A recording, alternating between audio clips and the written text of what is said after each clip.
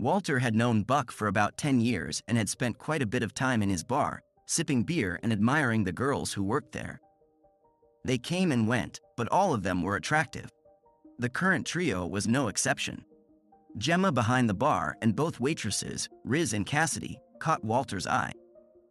However, if this was true for Gemma and Riz, it didn't quite describe his feelings towards Cassidy. Looking at her, Walter thought, why not marry someone like her instead of the one I'm married to? Cassidy possessed a unique allure. If Gemma and Riz were beautiful in a "I'm beautiful and I know it" way, Cassidy was different. Gemma and Riz could be acquaintances or friends, but Cassidy could be the one to spend a lifetime with. But no matter how much Walter wanted to get closer to any of these three girls, it couldn't happen. It couldn't because of who he was. Walter was one of those men who truly followed the principle of "till death do us part" when it came to love. And at the moment, this principle was hindering him greatly. Recently, Walter found out that his wife was having an affair with her boss, and it seemed that some of their mutual friends knew about it. Although he wondered if they were truly his friends. It seemed like real friends should have told him if they found out his wife was cheating on him. Walter thought they were probably more Adriana's friends than his. He sat, sipping beer and contemplating his unfaithful wife, when Vince Blackthorne settled on a bar stool next to him. "How are you, Wally?" Vince asked. "Hanging in there, Vince." "And you?" Walter replied. Same old, same old. Will you be here tomorrow evening?" "Why?" "Open mic night tomorrow evening. We'll have some good guys performing." "Yes, but I'll have to endure all your silly jokes about blondes." "I see your wife's face when you tell them, and I wonder why she hasn't cut out your tongue in your sleep yet." "I don't sleep next to her," Vince replied. Walter found this strange, but before he could say anything, Vince added, "I need to talk to Buck about tomorrow night," and left. Gemma approached and asked if Walter wanted more beer, but he declined. He finished what was in front of him, stood up, and headed home.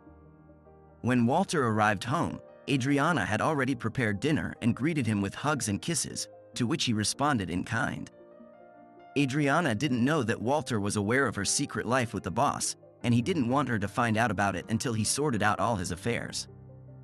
Until then, he still wanted to lead a normal family life, so he had to keep his knowledge to himself. When Walter learned about Adriana's adventures, he turned to a lawyer and discovered the harsh truth that he wouldn't get anything in a divorce from Adriana. According to the lawyer, the only options were either to simply leave without divorcing Adriana and without telling her where he went, or to smile, accept the situation, and live with it. To accept and live with it? Easy to say when it's not happening to you, thought Walter. But in the end, he decided to do just that, live with it until he could improve his financial situation or leave Adriana on his own terms. His terms involved not giving her anything and leaving Hector Simmons bankrupt. It would be easier than pie to expose her boss. All he needed to do was tell his wife what he was up to, and if Walter understood her correctly, she wouldn't hesitate and would simply kick him out. Octavia Simmons was the only child of Benjamin Fitzpatrick, and he adored her, but he wasn't a fool. When his beloved daughter announced her intention to marry Hector Simmons, whom she met at her father's company Christmas party, Fitzpatrick insisted on a prenuptial agreement that would prevent Simmons from gaining control of Fitzpatrick Corp if anything happened to Fitzpatrick. Octavia was his sole heir, and he wanted to ensure she retained control of his estate. Walter knew all this thanks to Adriana, who worked as Simmons' secretary at Fitzpatrick Corp and was privy to all the office gossip. She brought these rumors home, and they became the topic of dinner conversations. When Fitzpatrick and his wife died in a plane crash, their only heir Octavia found herself in control of the company. Either she didn't think she could handle management, or she didn't want to, but Hector Simmons, the purchasing manager, suddenly became the company president. Octavia may not have wanted to run the company, but she acted wisely and retained the titles of CEO and chairman of the board to keep a close eye on Hector. All Walter had to do regarding Simmons was to tell his wife everything he knew. Adriana was promoted right after Simmons. She became the personal assistant to the company's president. This promotion both pleased and saddened Walter. The extra money pleased him because they had just bought a new house, new furniture, and household appliances. But the new job required Adriana to travel around the country with Simmons when he was negotiating new contracts. Adriana was absent for 2 to 3 days, 2 to 3 times a month. Walter wanted his wife to be by his side, not flying around the country, but Adriana was happy in her new job, so he kept silent and accepted the situation. That is, he accepted it until he and Adriana went dancing at the Axe Club. They had a great time, drinking, dancing, and socializing with friends. About 2 hours after the party started, Walter needed to use the restroom. He was sitting in one of the stalls, minding his own business, when Harold and Tommy walked in. Walter recognized them by their voices.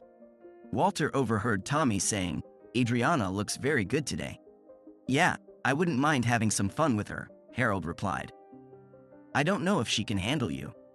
I thought maybe I could get her by threatening to tell Wally what she's up to on her trips with the boss." "I wouldn't do that. Wally is so fixated on her that he won't believe you. He might even punch you for daring to speak about her like that." Tommy was right. Walter wouldn't believe him. He knew his Adriana. She loved him as much as he loved her. His Adriana would never, under any circumstances, betray him. When Walter stepped out of the stall, he thought about going to those 2 idiots and punching them in the face for what they said about his wife. The other half said, "Don't be a fool. You'll only cause a scene and put Adriana in an awkward position." Reason prevailed, and Walter returned to the party, trying to enjoy the evening. When the party ended, he and Adriana went home and made love. As they embraced afterwards, Walter realized that his wife could never betray him. But human nature is a strange thing. It makes us prove something to ourselves. Someone says, "You can't do it," and you have to prove that you can. Someone says, "It's simply impossible," and you have to prove that it is possible. Someone says, "Your wife is cheating on you," and you have to prove that it's not true. And the simplest way to prove it? Show up where she is during one of her trips and see for yourself that it's a blatant lie. And that's exactly what Walter did. Simons and Adriana went to Atlanta, and as usual, Adriana called Walter to let him know where they were staying. Walter was on the next flight to Atlanta. At the hotel check-in desk, Walter asked if his wife had checked in, and after showing his ID, he was informed that she was in room 405. He mentioned that she had come to Atlanta to meet her cousin and inquired if he had checked in. Indeed, cousin Jimmy was staying in room 710. Walter was already heading to the phone in the lobby to call Adriana's room when he accidentally glanced at the elevators. He saw Adriana and Simons stepping out of the elevator, holding hands. They were smiling at each other. They stopped and kissed as the elevator doors closed behind them, then headed to the hotel bar. Walter saw enough to understand that what he had overheard was true, and all he needed to do was turn around, go home, and figure out what to do next.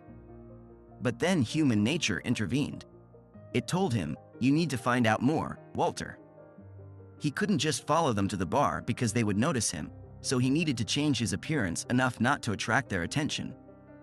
Walter entered the hotel souvenir shop. There were many items with Atlanta Hawks logos, and he bought a baseball cap, a windbreaker, a tote bag with the team's logo, and cheap sunglasses. He grabbed a copy of Time magazine and headed to the public restroom. The suit and tie went into the bag. Walter put on the cap and windbreaker and headed to the bar. Of course, the disguise was not very convincing and wouldn't withstand close scrutiny, but Walter didn't expect Adriana or Simons to scrutinize anyone. They clearly didn't expect to see him in Atlanta, and judging by how they were holding hands and kissing in public, they were unlikely to be thinking about private detectives or sleuths. Walter noticed them as soon as he entered the bar. They were sitting in a booth, drinks in front of them, kissing. He sat at a table where he could see them, ordered a drink, and pretended to read a magazine. They had 2 cocktails each, kissed for a while, and about half an hour later, they got up and left the bar. They walked past Walter without even looking at him. He waited a minute, then stood up and followed them. Walter watched as they, holding hands, approached the elevator, got in, and went up. He didn't stop on the 4th floor so Adriana could get out and go to her room. The elevator reached the 7th floor, stopped for a minute, and then went down. On the way back, it also did not stop on the 4th. Convinced of his wife's betrayal, Walter headed home. The next day, he met with the lawyer and began to take action to put an end to his relationship with Adriana. When Walter returned from work on Thursday, he didn't even stop by home. Adriana called him and said that she had a morning meeting with Simmons in New York, so they would fly there from Atlanta, but she would return home the next day. Walter went to Sweet Life to have a couple of bottles of beer and check if Vince was right when he said that some good guys were gathering for an open mic night. He sat on a bar stool, ordered his usual beer, and settled in comfortably. As usual, Vince started the evening with a joke about blondes. 2 blondes were in an elevator. Long before they reached their floor, the elevator stopped and a very handsome guy entered. He smiled at the blondes, reached out his hand, and pressed the button for the next floor. Then he stood up and admired the view as the elevator went up. When the door opened behind him, he smiled at the blondes, turned around, and left. As he turned to leave, the blondes saw a lot of dandruff on his back. The first blonde turned to the second and said, "Look." The second blonde replied, "It's okay.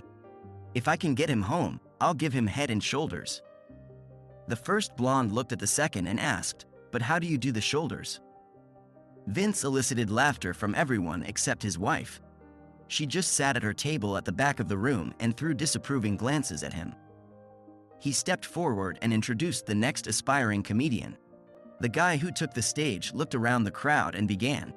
2 boys were arguing when the teacher walked into the room.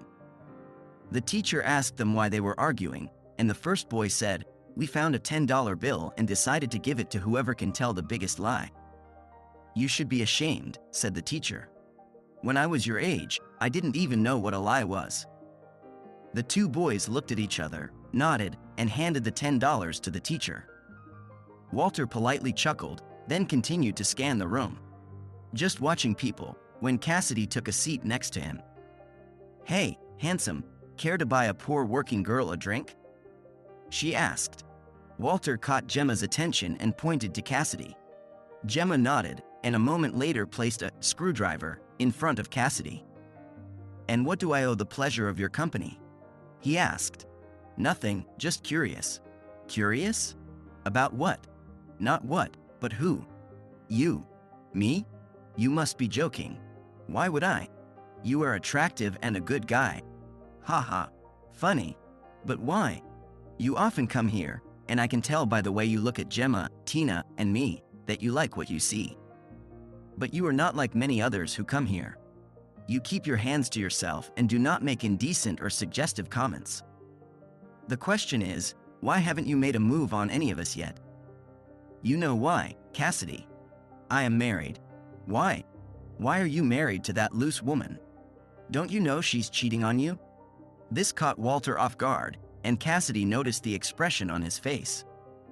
"You didn't know? How could you not know?" "Everyone else does," Cassidy said. "How do you know?" Walter asked. She pointed and said, "See that guy sitting in the corner with red hair? That's my brother Will. He works at Fitzpatrick's. Everyone there knows about your wife and Simmons. Will came in here once and saw you sitting here, and me approaching you. He later told me he feels sorry for you. And when I asked him why, he told me. What I can't understand is why.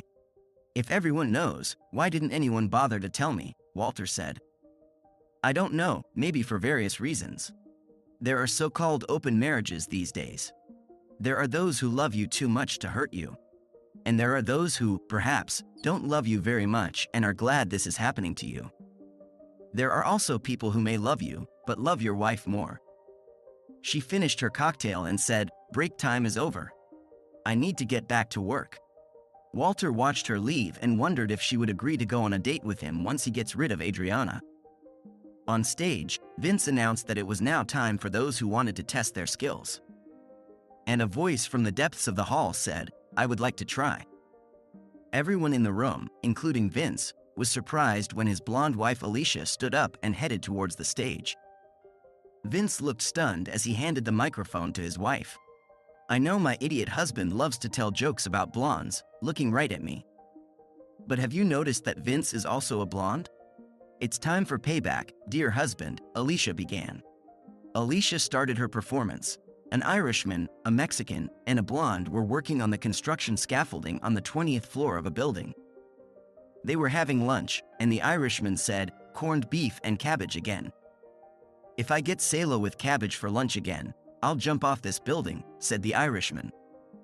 The Mexican opened his lunchbox and exclaimed, "Another burrito. If I get one more burrito, I'll jump too." The blonde opened his lunch and said, "Bologna again. If I get another bologna sandwich, I'll jump too." The next day, the Irishman opened his lunch, saw salo with cabbage, and jumped to his death. The Mexican opened his lunch, saw the burrito, and jumped off the woods. The blonde opened his lunch, saw bologna again, and also jumped to his death. At the Irishman's funeral, his wife cried. She said, "If I had known how tired he was of salo with cabbage, I would never have given it to him again." The Mexican's wife also cried and said, "I could have given him tacos or enchiladas. I didn't know he hated burritos so much." Everyone turned to look at the blonde's wife, and she said, "Don't look at me, he packed his own lunch." She laughed and continued, "What do you call a blonde with an IQ of 35? Gifted. Why don't blondes eat more M&Ms? They're hard to peel. And finally, how are blondes different from government bonds? Bonds mature over time." Alicia received applause from the women in the audience and their male companions who wanted to stay in their lady's good graces. Usually, when the comedian finished his performance, Vince would come out, take the microphone, and ask if anyone else wanted to give it a try. If no one did, Vince would tell a couple more jokes about blondes, thank everyone for coming, and wish everyone a good night. But this time, that didn't happen. When Vince still didn't come out, Alicia placed the microphone on the floor and returned to her table with her friends. Finally, Vince came back on stage. Leaning down to pick up the microphone, he muttered, "Bitch," unaware that the microphone was sensitive enough to pick it up. Silence fell in the room. When Vince brought the microphone to his mouth and said, "That's all for today, guys," there were no usual applause and cheers. Walter stood up and went home.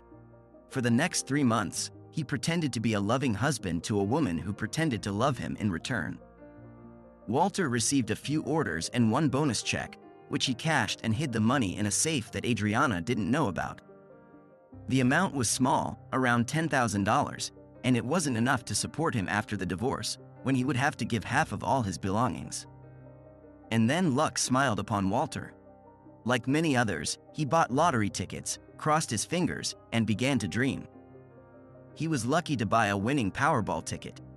4 numbers matched. There was the Powerball and Power Play, so the ticket brought him $40,000 before taxes.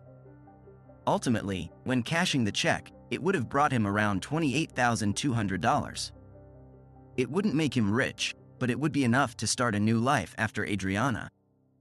He had 6 months to cash the ticket, so he needed to finalize the divorce before receiving the money. Otherwise, it would become part of the property they would divide between themselves. The timing was right. Adriana had just received a promotion, and her salary was slightly higher than Walter's, so alimony was not anticipated. He would have to pay legal fees, and there was no way around that unless somehow he could get Adriana to file for divorce herself, but Walter didn't see how that could happen. The biggest problem, as he saw it, was that Adriana could contest the divorce. In that case, she could drag the case out until it was time to cash the ticket, and then it would just become another one of their assets subject to a 50-50 split. Walter needed to find a way to get Adriana not to resist. As far as he knew, she might not resist, but he needed to make sure somehow. He could file a lawsuit citing infidelity, but that didn't matter. Even if he accused her of infidelity, Adriana could laugh at him and say he had no evidence, that it was all in his imagination, and that they needed to undergo family therapy to figure out where his insecurity came from, and then solve that problem. Walter really had no evidence.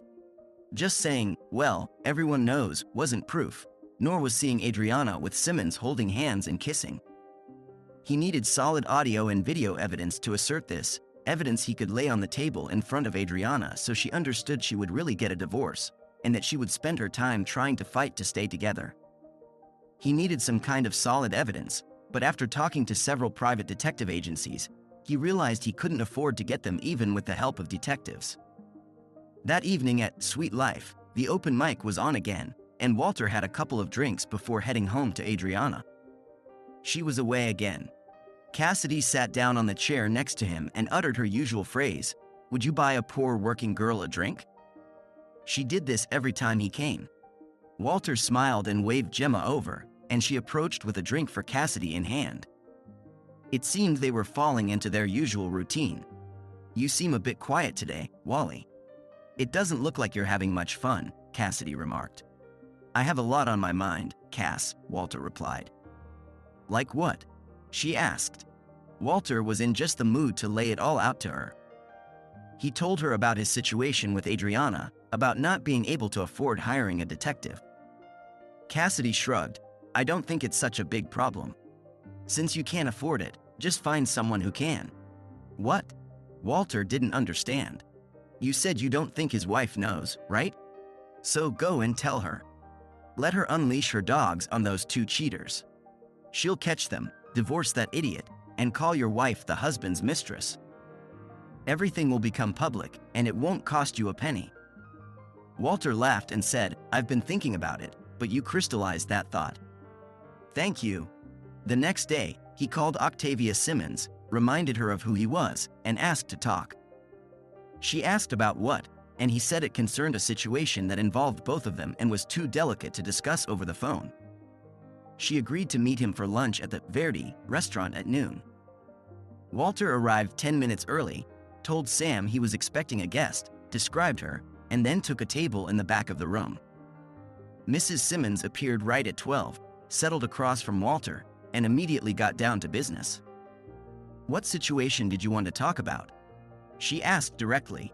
Walter, while waiting for her arrival, pondered on how best to start the conversation and still didn't have a clear idea until she sat down. Her direct approach settled it all for him. He went straight to the point. "Your husband and my wife are having an affair, and quite a long one, I'm afraid." "You can't be serious," Octavia replied, visibly shocked. "I'm afraid I'm absolutely serious," Walter confirmed. "Do you have any evidence?" she asked, slightly regaining her composure. "Only what I've seen with my own eyes." "You actually saw them?" "Not the act itself, but I saw enough to be convinced." "I don't understand. You saw them, but you didn't see them?" Walter explained how he found out what they were up to, how he went to Atlanta, and what he saw there. "I admit, this is not something a court would accept as evidence, but I have no doubt about what happened after they took the elevator to the 9th floor." "I wouldn't have any doubts either if I had seen it," Octavia agreed. "What are you going to do?" "Get a divorce as soon as I can." "Thank you for informing me about this." "I have 2 reasons to tell you about what's going on," Walter continued. "Firstly, I genuinely thought you should know. And secondly, Octavia prompted him. "Mainly out of selfish reasons. The divorce will go much smoother if Adriana doesn't put up a fight, but I think without substantial evidence, she will contest it. The problem is, I don't have substantial evidence. I considered hiring a private detective to get this evidence, but I concluded that I couldn't afford it." "But you can." Octavia looked closely at Walter and then said, "And then, as a form of revenge, you'll suggest having fun, and then let them know that we'll have the last laugh?" Walter laughed at this and replied, "Be serious, Mrs. Simons. No one will believe that a woman like you would get into bed with a guy like me, even to get back at her husband. Moreover, if we do that and let them know, it will undermine what I'm trying to achieve. It will give Adriana something she can use for a countersuit, and the divorce will drag on. I want to get rid of this traitor as soon as possible." "I think this will also affect me," Octavia said thoughtfully. "Well, then let's just chalk it up to what could have been, and move on with our lives," Walter suggested. When Walter returned home, Adriana was there. Over dinner, they discussed how their day had gone. Both still played the roles of loving spouses, so they settled on the couch and watched TV until bedtime, then went to bed. Walter didn't know if Adriana considered this lovemaking or not. Tuesday repeated Monday, and Walter expected Wednesday to repeat both Monday and Tuesday. But at noon on Wednesday, Adriana called him and said that she and her boss needed to be in New York on Thursday morning. So they were flying out at 4 p.m., and she wouldn't be home in the evening. Therefore, Walter did what he usually did when Adriana wasn't home on Wednesdays. He went to Sweet Life. He stayed late at work and, as a result, arrived there after the start of the open mic night. Therefore, he missed Vince's jokes about blondes. Gemma brought Walter a bottle of PBR, and he noticed the scene. He looked at the table where Vince's wife usually sat and saw that she wasn't there. As far as he remembered, she never missed open mic nights. Walter pondered whether this was related to what happened last Wednesday. The guy on stage was a regular, but Walter had never seen him perform before. He started his act and joked quite amusingly. Walter politely chuckled, then heard, "Buy a drink for the poor worker," and turned to see Cassidy had taken a seat next to him. Before he could say a word, Gemma was already placing a drink in front of Cassidy. Walter surprised himself when he grabbed Cassidy and kissed her firmly. "Oh, what's this all of a sudden?" she exclaimed. "I followed your advice and contacted Octavia Simmons. She didn't know her dear husband was fooling around behind her back. I'm sure she'll investigate, but not sure if she'll share what she finds with me. Although it doesn't matter. As you said, when she divorces him, it will become public knowledge, and I can use that to my advantage. And all I get for this advice is a kiss?" Cassidy asked with feigned indignation. "What else would you want instead?" Walter inquired. "Ask me again when your divorce is finalized," she replied with a smile. Walter gazed at her for a long moment, then said, "You can count on it." Cassidy smiled, finished her drink, and returned to work. When Walter returned home from work on Thursday, Adriana was home, and dinner was almost ready. As he entered, she asked, "Dinner first or dessert?" "Dinner first," Walter replied. "If I start with dessert, we might never get to dinner, and it would be a shame to waste it." "I remember when you always chose dessert first," Adriana remarked with a slight smile. "And I remember when you weren't a cheater," Walter thought, but said aloud, "I was much younger then and didn't understand the need for food to sustain strength and endurance." After dinner, they settled on the couch and watched TV before heading to bed. The following week passed without any trips, but Adriana worked late and had to go in for half a day on Saturday. Octavia Simmons called Walter on Tuesday and asked to meet him for lunch at the Verdi restaurant. When he arrived, she was already there, sitting at a table in the back row. On the table in front of her lay a large envelope, and she pushed it towards Walter when he sat down. "Here is everything you could ask for, and even more," Octavia said. "You already know she's cheating on you, so if I were you, I wouldn't look at the discs. These images will probably stay in your memory." Walter nodded without touching the envelope. "He's in for a big surprise when I hand this to him," Octavia continued. "My investigator found out that dear Hector rented an apartment to use as a love nest. If he had registered it in his name, my investigator wouldn't have had the legal right to set up audio and video surveillance there. But he messed up by not registering it in his name, instead billing the company. Since he billed the company, and I am an employee of the company, I could authorize it, which I did." "Let me guess," Walter said. "Tuesday and Thursday when Adriana told me she needed to work late, and Saturday when she said she had to go to work for half a day?" "You guessed right," Octavia confirmed. "And on Monday, Wednesday, and Friday, long lunches." Walter was surprised they didn't do anything on Sunday to perfectly end the week. "Now that you have evidence, what are you going to do?" Octavia asked. "I'll hire a lawyer and file for divorce," Walter replied. "Use mine. He has already prepared all the documents," Octavia offered. "I plan for my hubby to receive a summons at work just before I demote him to the position he held before I married him. If we do everything right, we can file simultaneously," she added. "Give me your lawyer's number, and I'll call him as soon as I get back to the office." "I thought so. That's why I told him to expect your call," Octavia replied. "One more thing," she continued. "Because they discussed what to do after they finished their business, I'm going to serve him with a restraining order at the same time as the divorce papers. You should consider doing the same." "Why? What were they talking about?" Walter asked anxiously. Octavia took a deep breath and replied, "They were talking about how it would be easier for them if you and I were no longer around. Hector said that if I die, the marriage contract will be annulled, and he will be left with nothing. Your wife laughed and said that if you die, it will only bring her 100,000. 200,000 if your death is accidental. And then she asked if he had any ideas on how they could arrange it." Walter paled. "And what did he say?" "He said it's worth considering," Octavia said grimly. From the tone of their voices, I could tell they were just joking, but that gave me another reason to corner him. "My problem is," Walter continued, "I don't think I can stand in front of the judge at the hearing and say I fear for my life without bursting into laughter." "She was lying anyway," Octavia remarked. "I only have a $25,000 life insurance policy, but I agree with you, so I'll have something to strike her with." "Do you have any vacation days?" Octavia suddenly asked. 3 weeks. "Why?" "I thought that the day after I demote Hector, I could appoint you as the new company president," Octavia suggested with a sly smile. Of course, it would be just a fiction, but imagine his reaction to the fact that the woman's husband, whom he was having an affair with, becomes his new boss. "He will be furious," Walter agreed. "You could even pretend to be building a case against him to have him fired." Octavia pondered for a moment. "Why not just fire him instead of demoting him?" "He will probably sue the company for wrongful termination," Walter replied. "What wrongful termination?" Octavia retorted. "The apartment he pays for with company money is misappropriation of corporate funds for personal use.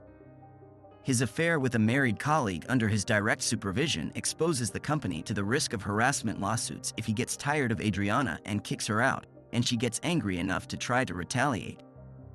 All this, plus the fact that he's cheating on me, shows that he is not trustworthy, and a company cannot be run by someone who is not trustworthy." Walter nodded, impressed by her logic. "Take all this to your lawyer and see what he says. The downside of this argument is that you'll have to leave Adriana, although you probably want to rip her hair out," he added. "Why should I leave her?"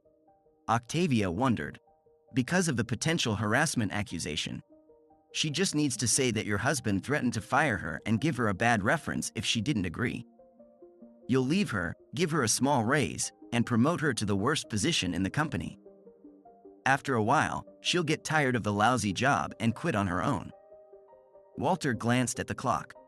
"I need to get back to work."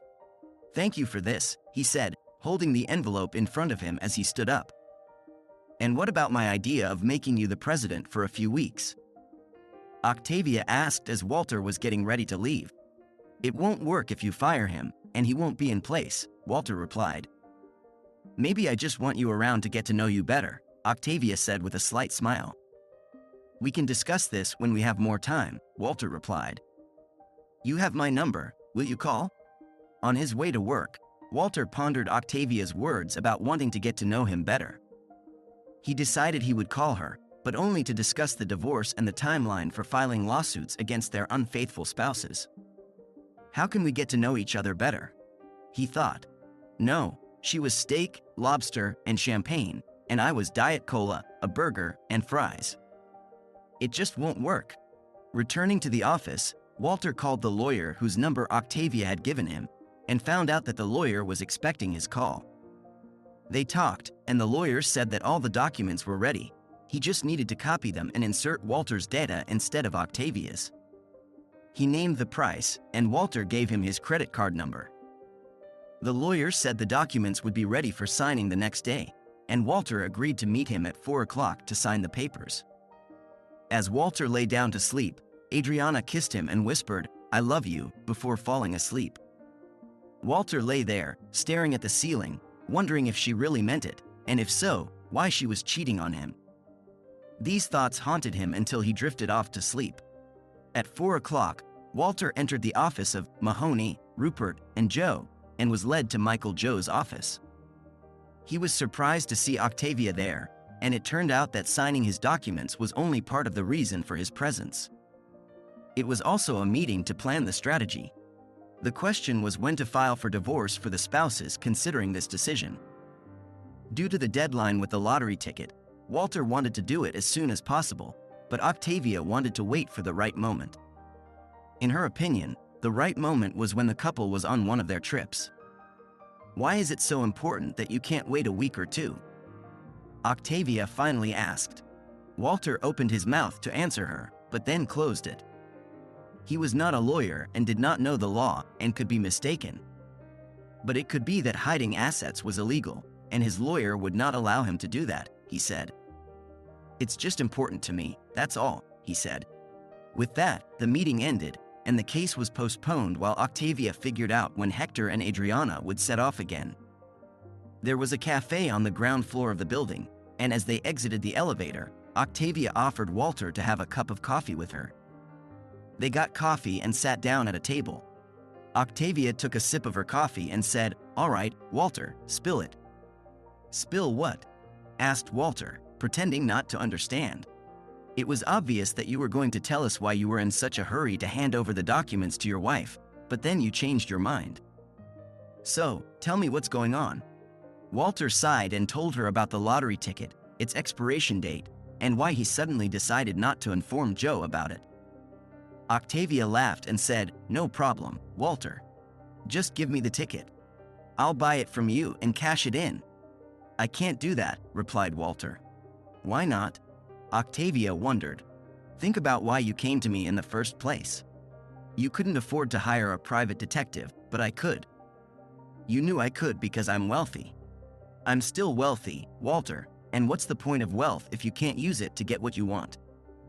I want Hector to receive the documents as I described in Joe's office. To get what I want, I use my wealth. Furthermore," she added with a smile, "you'll also benefit if I buy your ticket. I'll give you $40,000 in cash, and you can put it in a safe or under the mattress, and you won't pay any state or federal taxes." Walter pondered for a moment. "But you'll end up paying taxes in the end."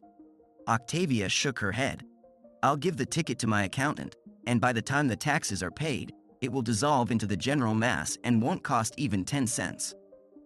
Again, Walter, I'm simply using my wealth to get what I want." Walter shrugged and agreed. He didn't know how she did it, but 2 days later she gave him $40,000 in cash, which he deposited into his bank safe deposit box. Octavia got what she wanted, and it all happened just as she envisioned. Adriana and Hector stepped out of the elevator into the lobby of the Atlanta Marriott Hotel, smiling and holding hands. The smiles disappeared when a pretty blonde, chewing gum, approached them and handed each of them an envelope, informing them that the documents had been delivered to them. Adriana looked at the envelope in her hand and burst into tears. Hector's face twisted in disgust. He tried to tear the envelope in half but couldn't because it was too thick. He threw it on the floor, kicked it, and the envelope slid across the floor into the elevator just before the door closed. Adriana collapsed into one of the chairs in the lobby and sobbed into her hands. Hector looked at her with disgust and walked into the bar. A few minutes later, Adriana took out her mobile phone from her purse and spent the next 10 minutes trying to reach someone. When no one answered, she finally gave up, threw the phone on the floor, and started crying again. Walter, watching this scene on the video Octavia had taken, felt sadness despite everything. He still loved Adriana and had feelings for her. Seeing her suffer was hard. But her betrayal overshadowed any sympathy. When Adriana returned home, she found that Walter had changed the locks and couldn't get in. He allowed her to ring the doorbell and knock for 15 minutes before opening the door. "Adriana, did you not read all the papers in the envelope you were given? Did you not see the restraining order that requires you to stay at least 500 feet away from me, my home, workplace, and any other place I may be? Leave now before I call the police and they come to arrest you. You can't treat me like this, Walter." "This is my home too," Adriana replied with a trembling voice. "The judge who signed the order doesn't think so, Adriana. Now leave before I call the police." "Damn it, Walter, you have to let me talk to you." "You have to let me explain," Adriana pleaded. "No, Adriana, that incident with the disease you passed on to me said it all." Walter lied and slammed the door in her face. Of course, it was a lie. She didn't infect him with a venereal disease, but she didn't know that. And Walter hoped the thought of it would torment her until she got tested. 5 minutes later, Adriana was still knocking on the door, and Walter called the police. A car arrived with 2 officers. Walter showed them his ID, and they told Adriana she had to leave. She tried to argue with them until they finally told her to leave and stay away, or they would arrest her. She cast a disapproving glance at the house and left. Walter waited 2 days, then called her and said he would meet her at the Buck Tavern to let her talk. They met, and he listened to what he expected to hear. "I did it for us," Adriana said through tears. "I did it because the money would help pay off our debts. And as soon as that was done, I planned to leave. I love only you, and with Simons, it was just sex, and he wasn't great. You are much better than him. We can get through this because we love each other. Just give me a chance."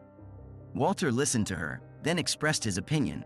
"Just sign the papers and send them, Adriana. If you sign, the videos of you and that scumbag will never reach your family and friends. You will never have your own website, and they will never appear on thousands of amateur sites where I could send copies. Just sign and be done with it." He paused, looking into her eyes. "After watching the video of you and your lover, those scenes are etched in my memory and will never disappear as long as you are around, reminding me of them. It's over between us, Adriana. Accept it and move on with your life." "Damn it, Walter, I don't want a divorce." "I love you," exclaimed Adriana. "Then you shouldn't have started cheating on me," Walter replied coldly. "Now you are used and tainted goods, and I don't want anything to do with you. Consider yourself lucky. At least you still have a job, which can't be said about your lover." Walter stood up, leaving Adriana alone and smiling to himself. He knew that when she was ready to leave, she would find out that he hadn't paid the bill, and she would have to deal with it herself. 3 days later, Octavia called Walter and asked to meet for lunch. They met at Verdi restaurant, and after Tilly took their order, Octavia told him what happened after delivering the documents to Hector. Apparently, he never found the envelope he dropped in the elevator, so he never read the restraining order, Octavia began. "When he returned home, he couldn't get in because I changed the locks. He started banging on the front door, kicking it, and shouting, 'Get your ass over here and open the damn door.'" Walter grimaced, imagining the scene. Apparently, he didn't notice the car parked outside with the sign Avery Security Service. Octavia continued. 2 people got out of the car, approached him, and politely asked him to leave. He told them to go to hell and demanded they get off his property. One of the men told Hector that they were hired to guard the territory and ensure he complied with the restraining order, instructing him to stay 500 feet away from the house and Mrs. Simmons. "And how did he react?" asked Walter. "He insulted them again and ordered them to leave his property once more. When they didn't move, he pushed one of them. When Hector regained consciousness after being stunned with a taser, he found out that the 2 guards had been replaced by 2 police officers, and he himself was in handcuffs. When he came out of isolation and went to work, 2 guards stopped him, telling him they were ordered not to let him into the building beyond the lobby. One of the guards made a call. 3 minutes later, the HR manager appeared and informed Hector that he was fired for misappropriation of company funds and violation of the company's policy and procedures manual's moral section. "You can't treat me like this, idiots. You seem to have forgotten that I'm the boss here," Octavia quoted Simmons, mimicking his voice. He raged, and when he refused to leave, the HR employee called the police. They arrived, and the fool ended up back in isolation for violating the restraining order a second time. Walter shook his head as he listened to this. "And how did it all end?" "He didn't know I was in the building, so when he was brought before the judge, the same as the first time, he managed to fend off the charges because there was no way he could have known I was there. I don't have an office in the building, and I'm not one of the regular employees, so he had no reason to think I might be there." The judge agreed and released him. But it was humiliating for him to be escorted out of the building in handcuffs in front of people he once led. One of them was Adriana. Octavia continued her story. "As the chair of the board of directors, I took on the responsibilities of the president and informed Adriana that I didn't need a personal assistant and that she would work in the secretariat until another position was found for her. She would keep her salary and all other privileges she had as a personal assistant. Octavia paused and added with a slight smile. And then I told her that I actually wanted to fire her, and the only reason I didn't do it was because you talked me out of it. How did she react? Walter asked with interest. Adriana seemed shocked that I even know you, let alone have any contact with you, Octavia replied.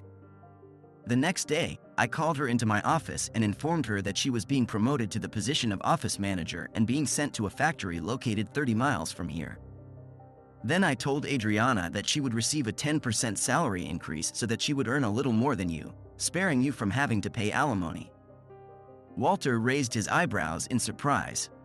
And what did you tell her at the end of the meeting? I told her that after our divorces are finalized, I intend to scratch your eyes out in gratitude for informing me that my husband was cheating on me, Octavia smirked. Adriana left the meeting in shock, shaking her head. Walter was confident that Adriana believed him when he told her about the potential consequences with the videos he had, as she did not contest the divorce. It was a standard split of assets, and all he had to pay, besides Adriana, was the loss of the house. He had not lived there long, so the proceeds from the sale were modest but enough to make the down payment for an apartment and move there. Adriana rented an apartment close to her new job. She still called him at least once a week, asking for another chance. He always replied, "Thank you for the offer, but I refuse." The day after the divorce was finalized, Octavia called him and asked when his divorce would be over. "My divorce was finalized yesterday," he replied. "Mine will be today. Do you have any plans for tomorrow?" "No, I have no plans," he said. "You do. Pick me up at 6 o'clock in the evening from my office. We'll celebrate freedom with dinner, drinks, and dancing." Octavia looked stunning when he picked her up at 6 o'clock in the evening. She said she asked him to pick her up from the office because there were people there who remained on good terms with Hector, and they would probably tell him that they were together. The same people would likely inform his ex-wife as well. The dinner conversation was engaging.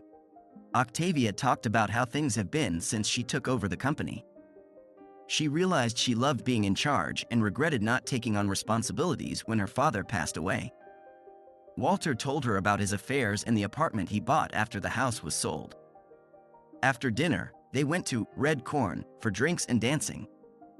On Saturday, Walter and Octavia woke up late and went to Minotaur for a late breakfast, then headed to his apartment and once again made love. On Sunday, they spent the night at Octavia's again. The following week, Walter and Octavia saw each other 2 or 3 times a week and on weekends. Then on Friday evening, while they were spending the weekend at his house, she told him that this weekend would be their last. "I have enjoyed every minute spent with you, but I do not love you. And honestly, you do not love me either. We are good friends united by a common cause and trauma, but that's all we have and will have, and a relationship cannot be built on that," she said. "Have you recently come to this realization?"